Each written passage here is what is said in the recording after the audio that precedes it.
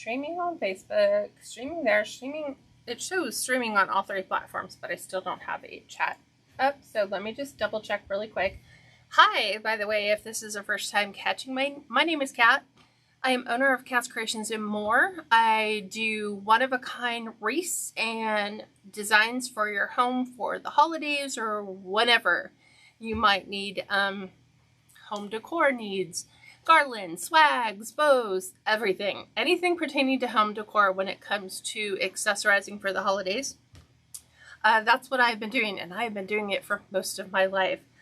So let me just refresh all the things and make sure that we're truly, I've learned this lesson in the past, that just because it says it is, doesn't necessarily mean that it is. And YouTube is having all kinds of issues today. I don't know if you guys have noticed that. I have. Right now, if I pull up my YouTube page, I have 2 videos, which we know is not true. So I'm hoping that we're able to get that worked out, and that's why it's good to have backups of everything. All right, so good on YouTube. It's just being a little stubborn. Let me just double check Facebook, refresh that feed, and then we're good there. Let me look here. It looks like we're live in all of the places. So I'm trying this first of all for new viewers. So I'm trying Instagram live for the first time. So we're going to see how well that works. So give me just 1 second. I should be able to see all the comments simultaneously at the same time. So hello Priscilla. Hi Georgiana. Hi Vivian. Hi Cynthia. Hi Elizabeth. And I love your honesty, Priscilla. She says, I can't make a bow to save my life. Well, this is the 8th video in my 8-part series that I have put together, and we have been broadcasting live every Tuesday on YouTube and Facebook. So if you've missed those, give YouTube some grace. They're updating some stuff, and obviously things are not working on their end, but I'm going to put them all together so that, like, when you finish one, it should link to the other, in theory, once all that is corrected. So there are 8. And so I started with all the things. So we started with all the things that you would need to have on hand to make a bow. We went through the different bow makers and which ones have what advantages over another, the price points, what is a good beginner bow maker. We did all that. Then we went through how to make a bow without using a bow maker, and I taught you a simple hand-tied bow. And then I showed you how to stack your hand-tied bow so that you can pull off the look for a professionally looking bow using my bow recipe. So if you'd like the bow recipe, you can get that on my website. I'm going to go ahead and type this in so that you guys have access to this. And so a lot of things are coming down the pipe. So KatsCreationsNMore.com. Click on there, sign up for my email newsletter. I'll send you the bow making recipe along with the tutorial that walks you through how to do that with the Bowdabra. But in the tutorials, we went through all 3 bow makers, and I showed you how to make that same recipe using all 3. So whichever one you have, you're good to go. Then last week we went through, we went over how to do a tree topper bow that was on the Pro Bow. And then we went over all the ribbons that you could possibly come into contact with, where to get them, what are the pros and cons if you're looking for ribbon, and like how do you mix and match. That'll be in the ribbon class. So that's like part 7. So today's was the top 8 mistakes people make when making the bows. So I'm going to pivot you down. We're going to be making some bows. I need some replacement bows for my carriage lights that are hanging on my garage door. So I will do a before and after to show you what, I'm trying to think how long I've had them. 7 years. I think 7 years is when I first made them. And so I'm just now getting around to refreshing the bows because obviously in 7 years, of them going up from Halloween all the way through the beginning of December. They faded because I leave them outside. I don't take them down. I don't protect them. I don't spray them with anything because it was a test. It's like, do they last 1 season, 2 seasons, 3 seasons, whatever. So that's what we're going to be making tonight. And I'm going to be covering the top mistakes that you might be making as a bow maker or trying to make a bow. That for me was the biggest challenge in building Wreaths, is how do I make a good bow? How do I make it look pretty? How do I make it look perfect? Do I use wired ribbon, non-wired ribbon, all the things? So we're going to cover that in this tutorial. Julie, hi. I'm here to get as much training on bow making as possible. Well, I love the challenge because my goal is, have you seen the movie Ratatouille? And Ratatouille reads a book that says anyone can cook. And so he follows the chef, Chef Guston, on how to go through and how anyone can cook by reading this book. And so I'm taking the challenge that I can teach anyone how to make a bow. And that's what this series has been. Taking it in small, bite-sized chunks, one little thing at a time, and covering all the things. And then the one thing that I cannot do for you is put the ribbon in your hand and get you to practice. Practice does not make perfect. Practice makes permanent. It becomes second nature. It's like muscle memory. You know what to do. You know what the very next step is, so that if you establish these good bow making habits, all of your bows should come out looking amazing. And then once you get to that point, it's just like, I can't tell you how long it took me, but one day it clicked. And no matter what I did, all the bows came out looking amazing. I could mix and match different sizes, different textures, and it's like I developed the muscle memory through good habits in practicing how to make bows, and then it just becomes second nature. So if you struggle with bow making, definitely let me know. Okay, Patricia says, or Georgiana says, hi Patricia, I'm watching her in the Yankees. Well, good for you. We're sweating it out here in Washington, and I am praying somebody somewhere has that rainy, cold fall-like weather. It belongs here. You need to send it back, because we have been sweltering like we live in the South. It is ugly. So I'm going to pivot you down. Hang tight. Going for a short little ride. I am using the Bowdabra because this was my preferred bow making device. It's small, it's compact. When it came time to fitting things in with all the other stuff I had in my storage closet, it fit really well. All the other ones, go back and watch all the tutorials, because I break apart all the good and bad and ugly of all the bow makers. So this is what we're going to be using today. And like I said, I'm repurposing, throwing out all my old bows. So let me show you the ribbon that I am using, and I will tell you where I got them all. And you can mix and match. The recipe calls for 6 ribbons. You can do 2, 2.5 inch. You can do 4 1.5 inch. You can do all 1.5 inch. You can do a 4 inch, a couple 2.5 1.5 inch, an inch, 7/8. What I would encourage you to do is use wire ribbon. Nothing is going to help you making bows like using wired ribbon. It holds its shape. It is very forgiving. If you happen to kind of mess it up, you can kind of see where it creases. You can pick up that back. Let's see. I'm just double checking my notes. Okay. Just double checking. I should just like push these all the way out. Okay. So, So the first mistake most wreath makers make is they don't have a bow maker. They're trying to do it all by hand. And so it's really challenging. I could not hand tie a bow to save my life unless it was a simple hand-tied bow. And by a simple hand-tied bow, I mean doing something that looks like this. I'm going to use 1.5 inch ribbon. This is a foil pattern on top of a canvas ribbon. This came from Kringle Designs. So I always start with the dovetail edge. So finishing your ribbons are going to be something that customers look for on your bow. So do they have flat edges? Do they have angled edges? Do they have a nice little finished look? And having a finished look sets you apart from those who don't do anything with the ends of their tails. So we're going to cut from the folded side down to the wired point. The process is always the same.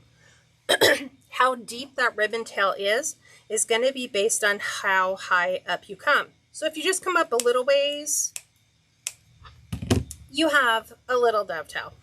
I like mine a little bit more pronounced, so I am just going to refold it. I'm going to come up a little higher on my ribbon, but same destination point. I'm just going to take that off so we have a really deep V, okay? And so hand-tied bows are super simple. Another mistake most wreath makers make when making bows is their measurements are not consistent. You might have tails that are one's longer than the other, loops, one's bigger than the other, one flops while the other stands up. So I'm going to show you how simple it is to measure and have consistency. So I am going to line this up on my 10-inch line, and I'm going to go in 7 inches. So 7 inches from 10 is going to put me at 17, and I always start with the right side of my ribbon. Now keep in mind, some ribbons are dual-sided, so they have one design on each side. Some are so transparent you can't tell the right side from the wrong side, and then some are obvious. You have a pattern on one side and then nothing on the other. So we're going to gather it at 7 inches, and the stuff that I have in my right hand, I'm going to transfer to my left, and I'm going to pull this all the way back to my starting point, which is 10 inches. Then I'm going to go out and measure in another 7 inches. You can do this. I call it the 4 7s, 7, 7, 7, 7. So we're going to gather right here, and then I'm just going to let this flip up. I'm going to pass it to my left hand, but I have to twist. So it just means put a twist on it before I take this back to my start line to measure off my second. Third mistake most people make is they don't do the twist. What that leads to is one side of your bow, it's not the same on both sides because you've flipped something. So we're going to go ahead again and do that measure off 7 inches. I'm going to just move this up. I'm going to hand it to my left hand, right? And I have to twist, okay? Oops. Let me do that again.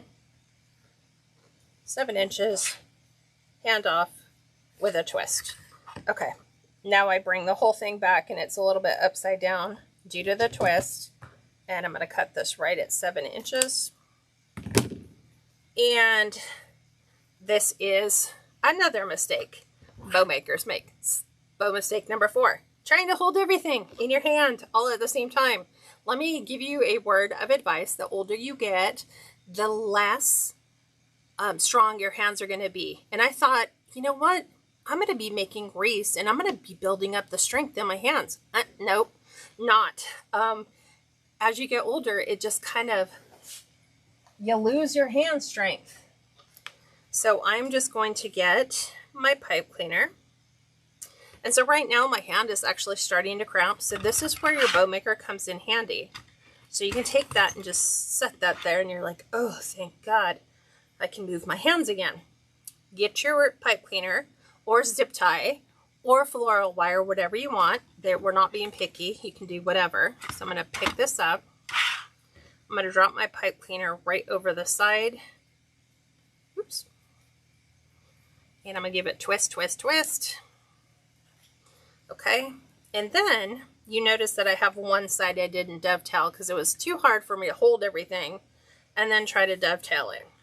Okay, so right now, here's what wired ribbon can do. It can take all this stuff and it can make it look pretty again. Because it's wired, we can actually bring this back to life. We can take all those squishy ends and we can just breathe life into them just that simple. It literally is that simple. You can use bows like this, put them on top of your, I use a lot of them on my Christmas trees. I'm going to go ahead and dovetail this one real quick. I use them on my Christmas trees. Every so often, I'll put them on branches with like a set of ornaments. So I will cut the tails much shorter and do my loops a little bit shorter. They're like mini bows. And believe it or not, we leave an awful lot of revenue sitting on the table. You could make a mini bow set for someone using really nice wired ribbon. I sell mine in sets of, it's either sets of 10 or sets of 12, and they're all color coordinated, so you can mix and match and have a wide variety of different things. Much better than what Target or Walmart will have for your trees. And so you can pull this off without using a bow maker. This is what we taught in the very first part. If you're really concerned about the pipe cleaner, not a big deal. You're just going to come in. I'm going to go ahead and take off a good piece of ribbon. I'm going to fold this just like this. We're not going to see that foil. We can take this, wrap this around the center. You can tie it, you can glue it, you can stuff it under your pipe cleaners. Usually I try to tie it if I can. I think I self-sabotaged myself on this one. I just did not give myself enough. So I am going to open my pipe cleaner. I'm going to put one side in, lift my other edge up. I'm going to grab both ends and I'm going to twist that right over that center. Just like that. And so now we have, for those people who don't like to see anything on their holiday decor, that is how you could cover that up. So super simple. And you can make a whole bunch of these and stack them all together and then put one big huge pipe cleaner and just layer them. So I walk you through how to do that in the tutorial. So while we're doing this, like I said, we've covered ribbon control and hand placement. Having a bow maker aids you in holding things and putting everything together. Also, having a bow maker allows you to make sure that your measurements and your tension is consistent. So whether you use the Bowdabra, it's got a tension spring, whether you use the Easy Bow Maker that has the dowels, or whether you use the Pro Bow and you're fastening everything to the wire on the center peg, that is your tension point. And so keeping your tension consistent all the way through your bows makes your bows come out looking amazing. Okay? Then we talked about how do we make sure that all of our loops are the same size? Well, that's simple. Using a cutting mat, using a ruler, using a bow maker that is designed to give you very specific measurements, like the Easy Bow Maker has a built-in ruler. I use my Bowdabra on my cutting mat so that I can make sure that everything is consistent. And let me tell you, even a small difference in whether your tail's off or your loops is off, it makes a difference when it comes to fluffing. So let's go ahead and start building a bow and we'll talk about the others. So we're going to start here, dovetail in, so folded side to the wired point. Okay, I'm doing 2.5 inch ribbon. This also came from Kringle Designs.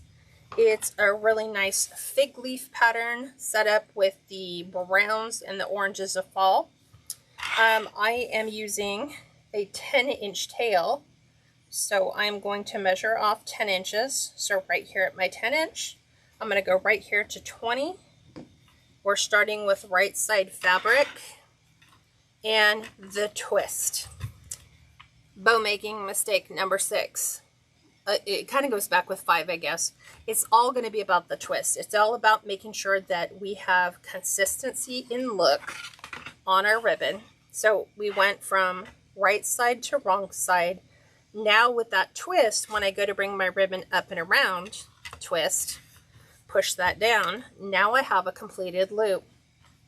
I want to make sure that's a consistent loop, so I'm going to put that right here, I take my Bowdabra, line it right up on either 20 or the 10-inch line, so that when I go to pull this out from the center out, right now this is about 5.5 inches, which is exactly where I want it to be.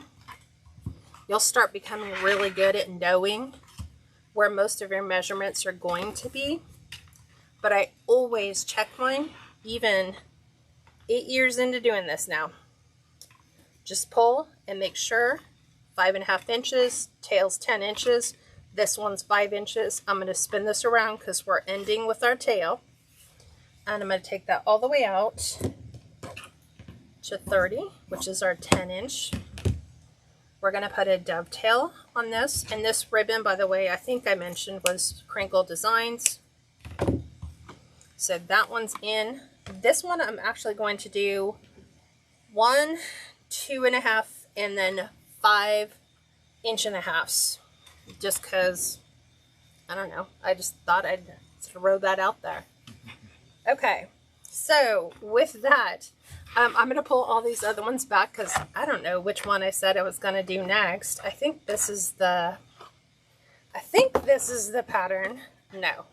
Okay, so these are my colors that I want for my fall swag. So I have solids. We talked about why you need solids in your ribbon. It also helps you tone down some of those decision-making abilities. We have raised white stitching on a mossy green. We have the brown. We have this burnt rust orange color.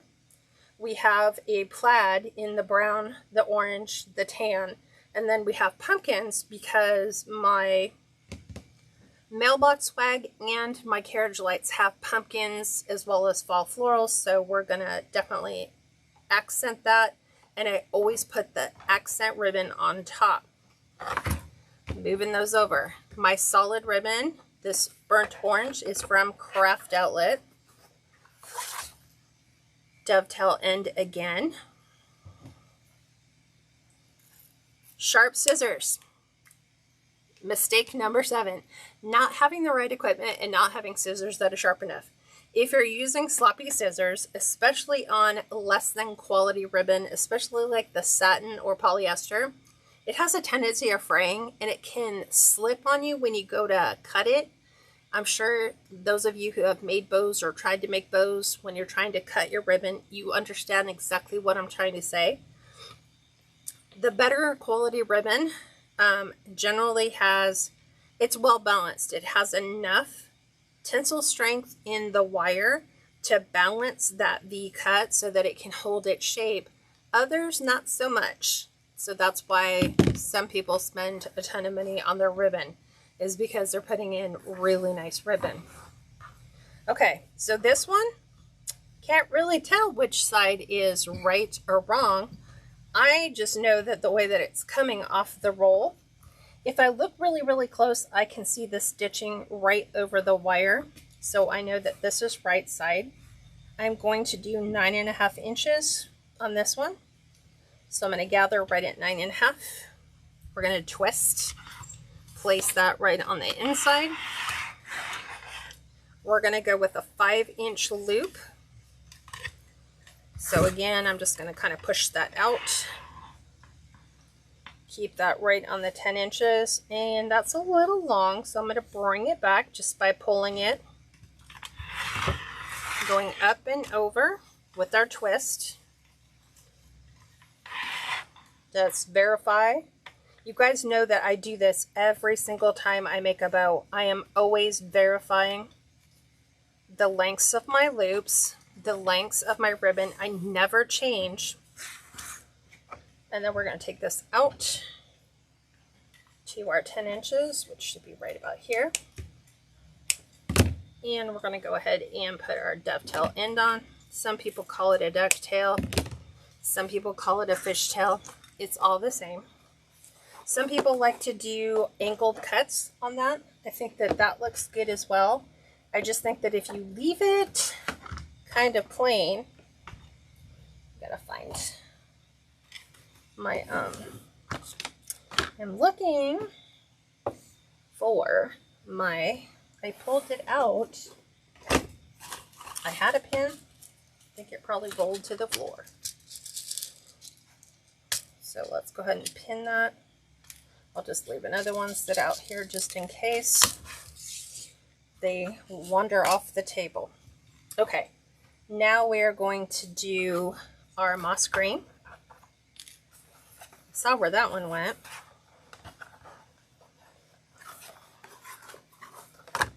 Okay.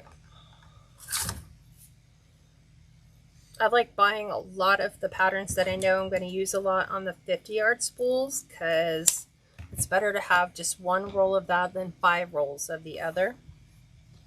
So 9 inches, we're taking it down a 1/2 inch every single time that I'm adding a ribbon. This one's now going to be 4.5 inches. So I'll just bring this back up, right over. And do the same thing. I always like just make sure I have a little bit extra ribbon, because I hate when it pulls on my ribbon, because then that can cause me to be off on my measurements. Okay, right at 9 inches. And I think I did this one at, 10. So I am just going to take this down by 1/2 inch.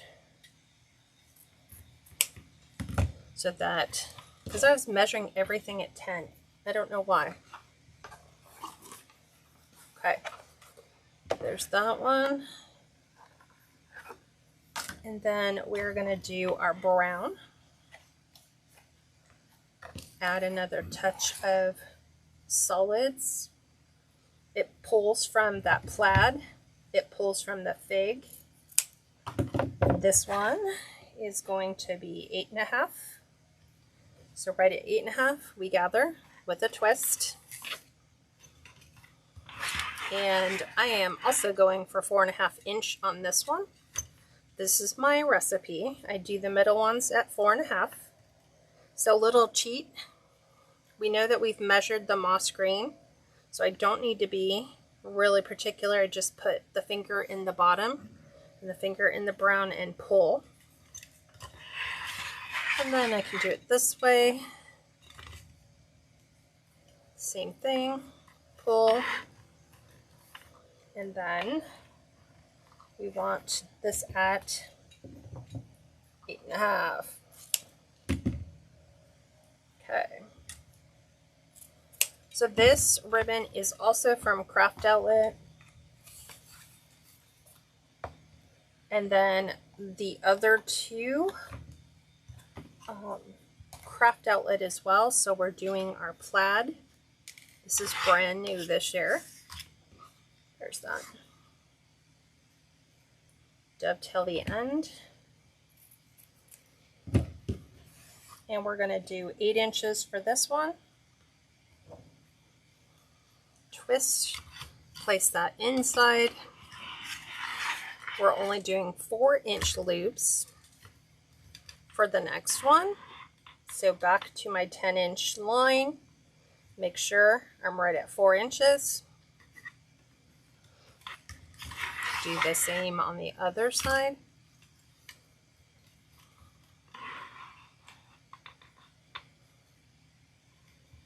And then measure out 8 inches.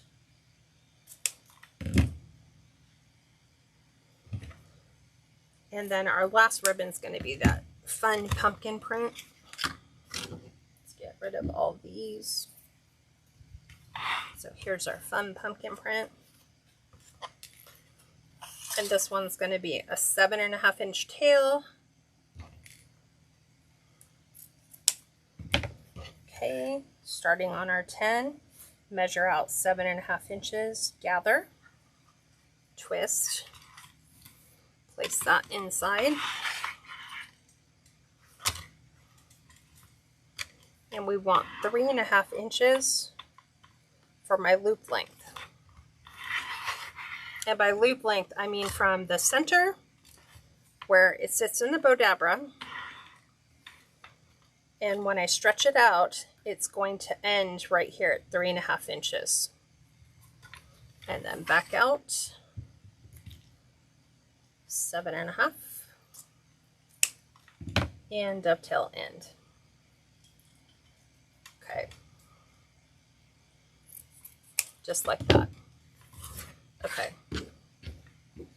Oops, there's that one.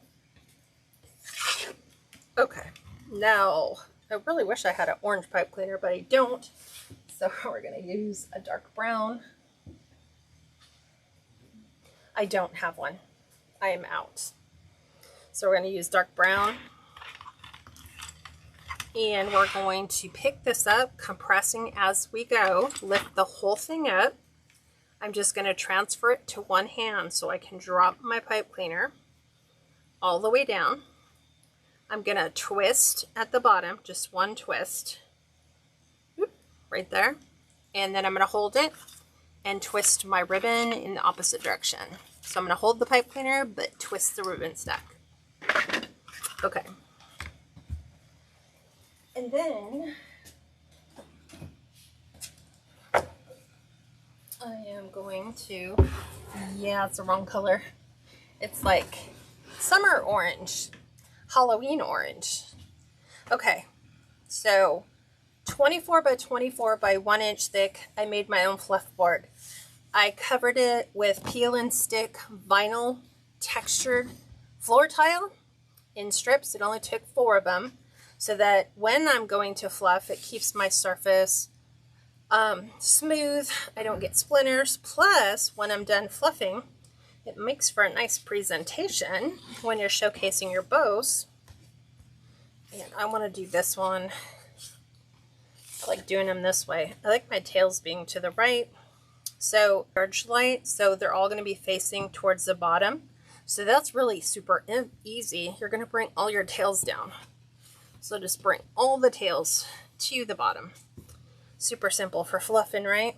Anybody can do that. Just bring your tails down. All of them. Both sides. Ignore the tails.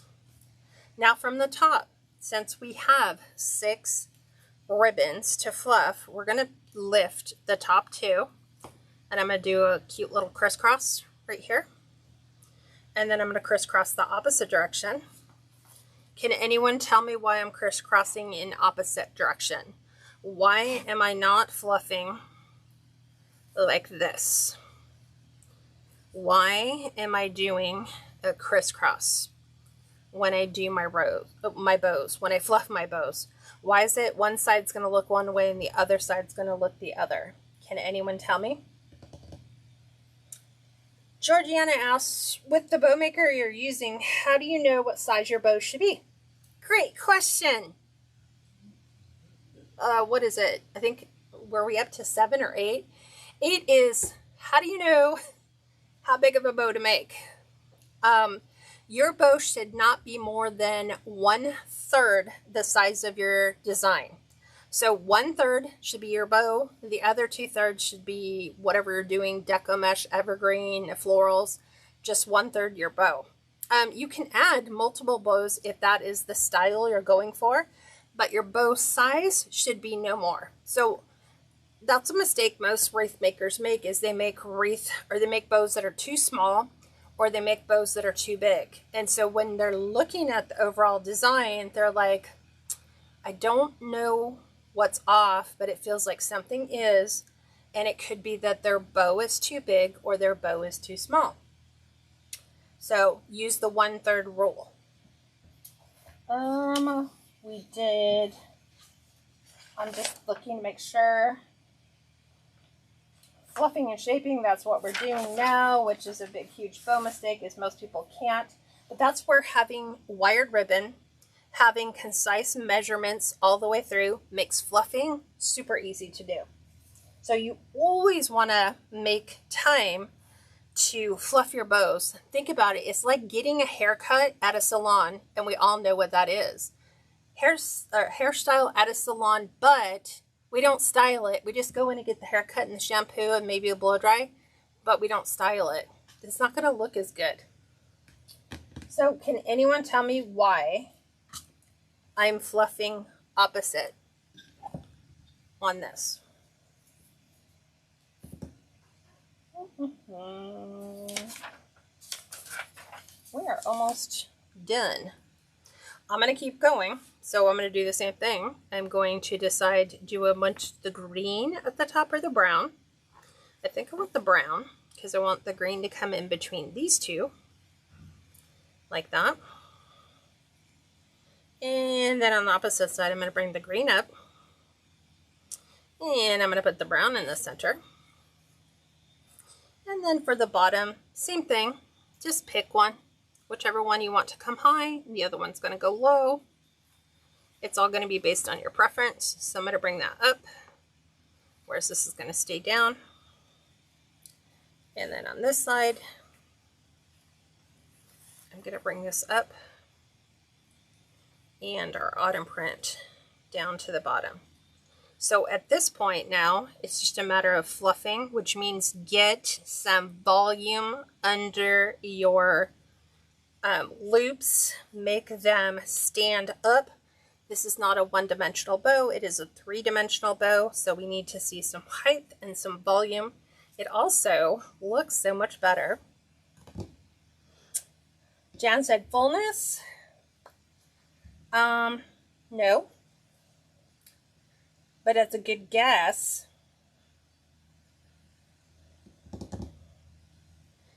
I like your tip, babe. Use a cutting board with measurements and center of the bow with inch marks from the cutting board. Yeah, you can integrate that on top of here. Okay. Okay. Spreading out the color. That's another good guess, Valerie, but no. If I were common, I would say symmetry. Then that's not symmetry. My husband's It's like, close. if I was to say it's all based on symmetry, it's like, no, it's not. I'm a symmetrical guy. No. I know. So if you were a symmetrical guy like you are, you would keep everything the same. Both of your bows would be up. Everything would be directly in line with each other. That would just be me. Right. So the reason why I do this, Georgiana says to balance out the colors. Kind of, but not quite. But Debbie kind of picked up, she's leaning into it a little bit more. It's to make it interesting. What stands out when we look at any design, or when we're reading an essay, or we're reading a book? We pick up on the mistakes. We pick up on things that are not normal. Like Steve says, he likes his symmetrical, asymmetrical designs, meaning opposites, cause, there's a dandelion seed going through here, cause your eye to travel to the bow because it's not symmetrical. You're like, hey, these aren't in line with the other. Everything is like mixed. It's to bring your eye in. It's to invite you into the design. So from here, super simple, we are just going to take our 1.5-inch tails, and you're just going to, like the old days of curling ribbon, you're going to use your fingers, and you're just going to draw your ribbon through your fingers, and that's what puts that gorgeous little curl in to your ribbon, just like that. And you're going to go all the way through. When I see ribbons that are on display, they never are fluffed. It's like a Christmas tree, an artificial tree that someone pulls out of the box, and they don't fluff it. They just pull it out of the box, put it together, and go, I don't understand why my tree does not look pretty. It's because it needs a little fluffing. It needs a little love. It needs some shaping. And so that's technically what we're doing when we do this. And so, dun, dun, dun, dun, there is our bow. So our bow is all ready, and you can picture this. It's the wreath is right here. The bow is the centerpiece at the very bottom of the bow, and this is how you do a great job on fluffing. So make sure you dedicate some time to fluffing as much as you do choosing your ribbon. And I'm just going to pop that off, and it's all ready to go. I've got my pipe cleaner on, so it's easy for me to take the old one off and put the old one on. Thank you, Helen. Thanks, Elizabeth. She said beautiful. Georgiana says beautiful. Okay, let's make another one because I told you I need to make 2. So, what questions can I answer for you? So we're going to do 2. Can you grab one of those swags off the garage porch lights? Do you know which one I'm talking about? You know the wreaths that go over the porch lights? He'll bring it back. Okay, so let's make another one so I can switch these out. And I'll show you how badly faded they're. But 7 years, let me tell you. Ooh, look. Bad splice job. Hate that. This is my biggest pet peeve as a wreath maker, when ribbon is either badly spliced or taped together, because we're not getting the full, I'm not getting a full 30 feet, even though they throw a little extra in, because now I can't use this. This isn't good for anything for me. So let's go ahead and just knock this one out really quick. And that recipe that I just gave you for this, for that bow, is an 11-inch, bring this back, it's 11 inches from the loop length. Here is 11 inches. So if we're going to take this and stick this in, it's 11 inches. If we went off of the tails for the length, it is a, let me think about this, it is a 20-inch.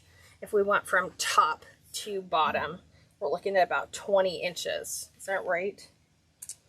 No, it's still only going to be, this one's about 13 inches because I've got my graduated lift and I don't have them coming out the opposite side.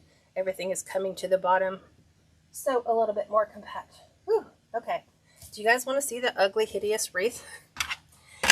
It's really pretty. I have a lot of people who will say, "Oh, I love your wreath, that's so pretty," and I'm like, oh, it's so dated. So these are my porch. They go on top of my, think of a porch, a carriage light. The lights on either side of your garage, they're known as carriage lights. So this is the bow that has managed to survive 7 years.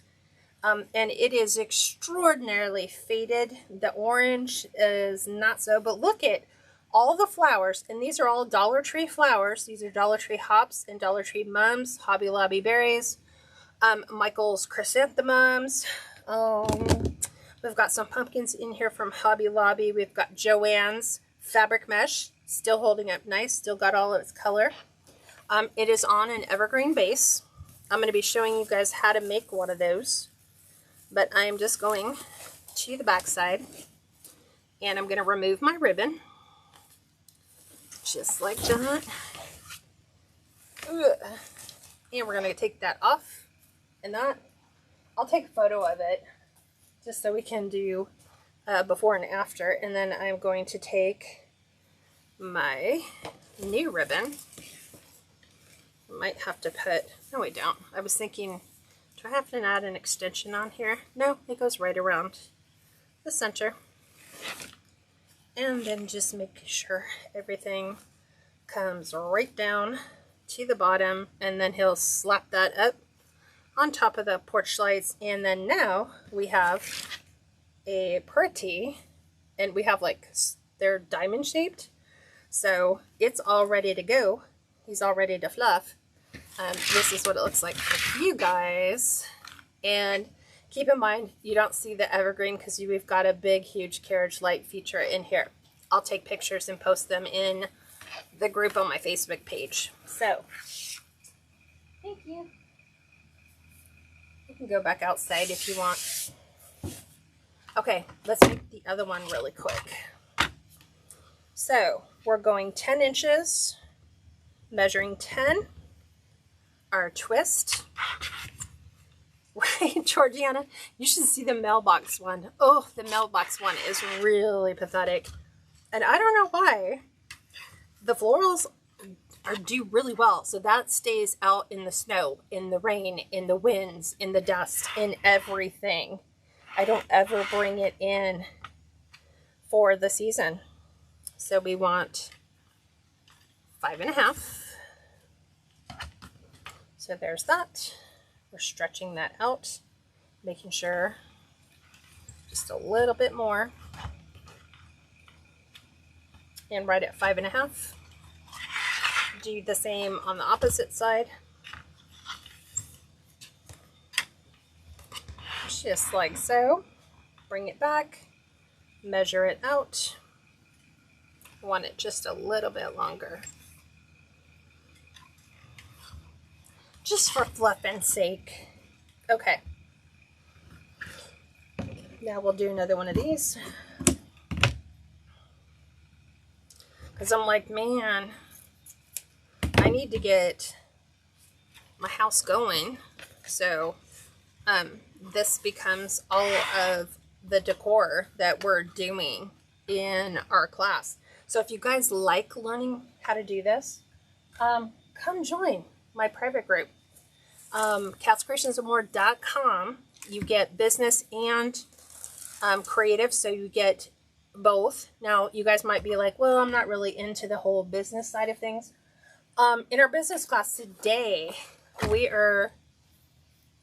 my private group is beta testing a workshop that I'm creating that is, what is it for? It is floral design, fall floral design. So how to do your fall florals for your grapes. We're going to be doing co-creates on all of the things. So we're going to be doing them for every season. So I don't know when the autumn class is going to launch. It's got to get put together really quick.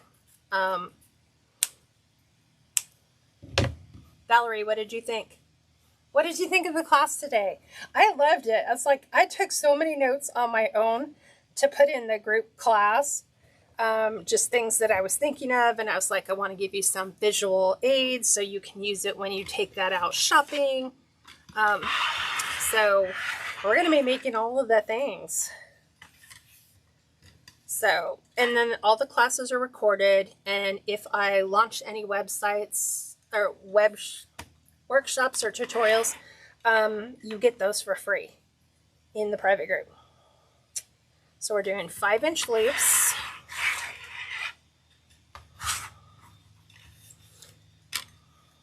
You love the class? Everyone should watch it.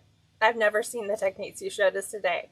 Right? I'm so interested because we're going to be learning all of the things. Like, it was just, I have to say, to be totally honest, it was a God thing. Because he woke up, dropped it right in my lap, and I'm like, are you kidding? I will take that, and I will run with that. And that's what we did. And I was like, oh. And the handouts were the ideas for, not are you just listening terms, you're learning the hows, your whys, why the mistakes. In designing, if you ever want to do floral centerpieces, table arrangements, floral wreaths of any season, I'm trying to think what else, lantern swags and swags, come join the class. You guys will love it. KatsCreationsNMore.com. Okay, we did the rest. Now we're doing, I'm trying to think. We do the moss, brown, plaid, and pumpkin. Because he took my bow, so I can't remember. Usually I keep them here so I can see them. And that's another thing too. If you're doing a bow on a wreath, there is no hard fast rule that says that both of your ribbons have to match. It is just as exciting to use the same ribbons, but mix up the order between the top bow and the bottom corner bow. That looks visually interesting. Because you're like, is that a different bow? And then you're looking at the ribbons and you're like, nope, it's the same bow. They just mixed up the order. There's a reason. So yeah. Thanks, Elizabeth. Elizabeth says, wonderful private group. I just really want to correct the floral design because that speaks to my heart. I love working with florals. So now you'll have, what did I call it? You'll have a formula for any design. So you will be shopping without wasting your money when you're ordering all of your supplies. You'll know exactly how much you need. You'll know exactly what colors you need to stay within, but you can go with the things that you like. Okay. Now we're doing brown, then plaid, then pumpkin. You're really impressed by finding new things for us to learn.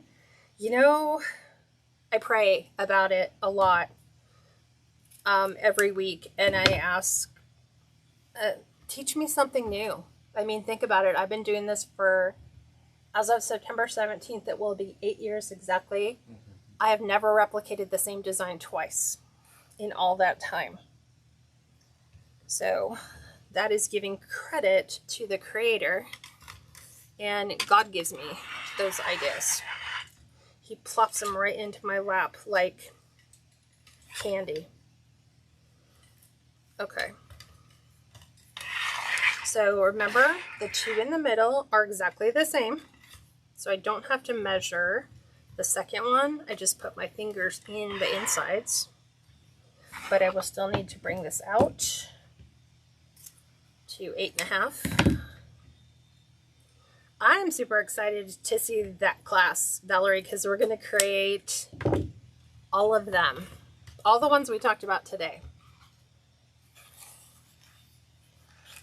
Debbie, you can turn closed captioning on. There is an option in YouTube. I don't know if it'll do it while it's live, but I know you can turn them on. I purposely don't do closed captionings in my videos because sometimes it gets in the way of what I'm showing. And so I have it to where it's optional. The viewer can turn them on and off. So I know there's a little CC button at the bottom, and you might be able to turn them on. I don't know if it works during lives. And give YouTube some grace because they're having all kinds of issues today.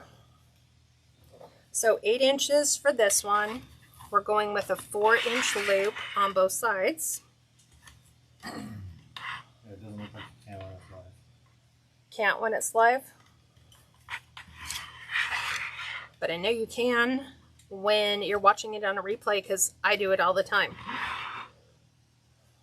Because I'm usually multitasking, and so being able to read allows me to fast forward and know where I need to stop things based on what I'm saying and not necessarily what I'm doing. There we go. And last ribbon in for this one is our pumpkin. And Steve was nice enough to bring the other one in. I think I can do a before and after. I think I took pictures of them before. I had to change them out because everyone's like, oh, those are so pretty. And I'm like, no, they're not. They need new bows. They're all faded. They're ugly.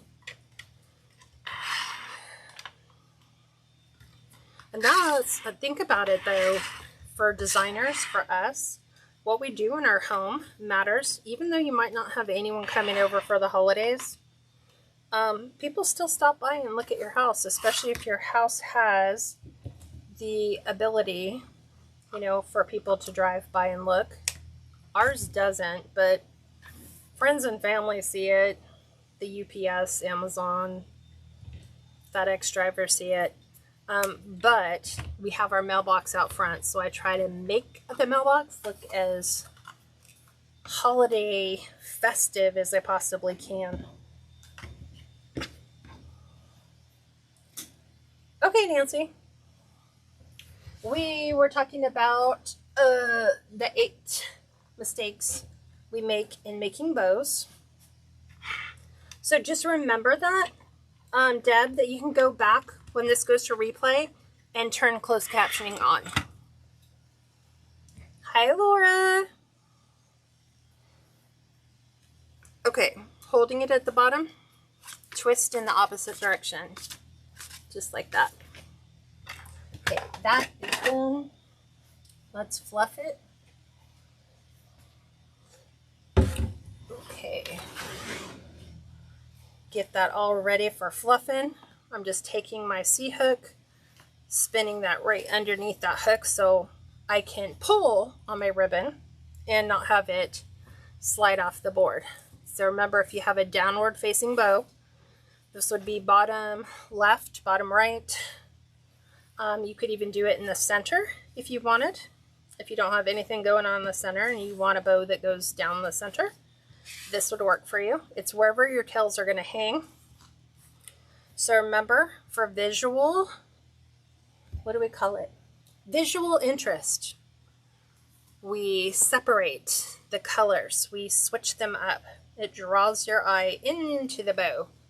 Because you're like, that's not right. This should be up here and then those down there.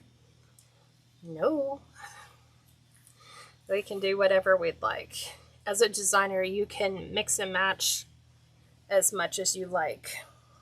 I just like to, and that's why when you're adding florals or embellishments, you go with odd numbers instead of even, because odd draws the eye in. Even, like Steve says, is symmetrical. You look at it and you go, nice, well balanced. Here, I'm gonna bring, I'm trying to think, which one do I want to bring up? I'll bring up the fig leaves, and then here we'll bring up the rust colored orange. Okay, so just give it some love, give it some life, fluff, fluff, fluff. And then again, we're gonna do the same thing with our tails. And if you ever go with me, Steve is my witness. If there is bows hanging up that need some fluffing, I will stop and I will fluff all their bows. Because I'm like... She's even gotten me to do it. Yeah. Or I'm looking at their Christmas trees and it needs something. And I'm like, hey, you know, if you're trying to sell your products, you're kind of not doing a great job by showcasing how gorgeous it could look. Just like that, I'm trying to show you all the ribbon combinations. Oops. Again, same bow. Exact same thing. We're gonna, Steve was nice enough, he took my decrepit bow off of my porch light. So we can swap that out real quick. And then we have, what's it, right here? Yeah. So we're gonna take this one. So it's even got pine cones. These were pre-made picks from Hobby Lobby, guys. So we're gonna attach a new bow and give it back its life. And honestly, if I can get my designs like this to last 7 years, that's a good design. I think I've had one or two things kind of fall off. Maybe a pine cone here or there. You just go out there with your hot glue and slap it back up. I'm gonna pull this down so we have a home for our bow. We're making new bows, Laura, for the porch lights. And there we go. Again, keep in mind the light fixture goes here. This is where the finial is on the top of the light. But there is the bow. What questions do you guys have that I can answer for you?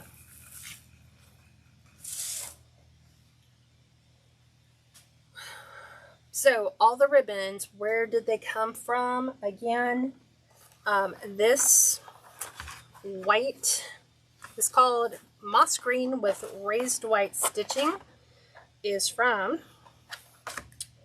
Craft Outlet in the 50-yard spool. The plaid is from Craft Outlet, so craftoutlet.com. It's my go-to source because they have the lowest shipping minimum, $69, and everything ships for free. The rust orange is from Kringle. No, it's not. It's from Craft Outlet. I know I have one here. This one, the fig leaves, is from Kringle Designs, so KRINGLE designs.us for that one. And then the brown and our pumpkin print, different color pumpkins and gourds, both of these from Craft Outlet. Oh, Laura says beautiful colors. The bow really makes it pop. I had to change that. That thing was faded severely. It needed to be readdressed. So, quick recap. If you guys want the notes, let me know. You'll have to go to Facebook because YouTube doesn't allow me to post documents on their site. So if you go to KatsCreationsNMore on Facebook, I will print the notes. So it is ribbon control and hand placement. The tip on how to fix that is use a bow maker. Loop size and symmetry. Make sure you're using a cutting mat or a built-in ruler to make sure your tails and your loops are the same. The twist technique. Make sure we got that twist going on so we have right side fabrics facing the right ways. Ribbon type and quality. The higher, it's not necessarily like the higher price ribbon is necessarily the best. Just be prepared to invest. You know, you don't want the cheapest ribbon out there. You want something that is a canvas based wired ribbon. Dual ribbon or the higher end ribbon isn't necessarily about, you know, it's a better quality. It might have a richer look like the D. Stevens ribbon. Fluffing and shaping, we understood the importance of that. It's like going to a salon without getting your hair styled. You get it cut, but that's it. Dealing with fraying ends requires sharp scissors. And always make sure that you're finishing them with a dovetail or an angle point so that it gives your look, your bows a polished look. Proportions, too small of bows, too large of bows can definitely throw your design off. Make sure that you are not going anything larger than 1/3 of the design, unless your design is to put multiple bows on your design. Overthinking. We had talked about that one. That is the last one. You know, how do you pick the colors and stuff? Here's the easy answer. One solid, one pattern, one accent.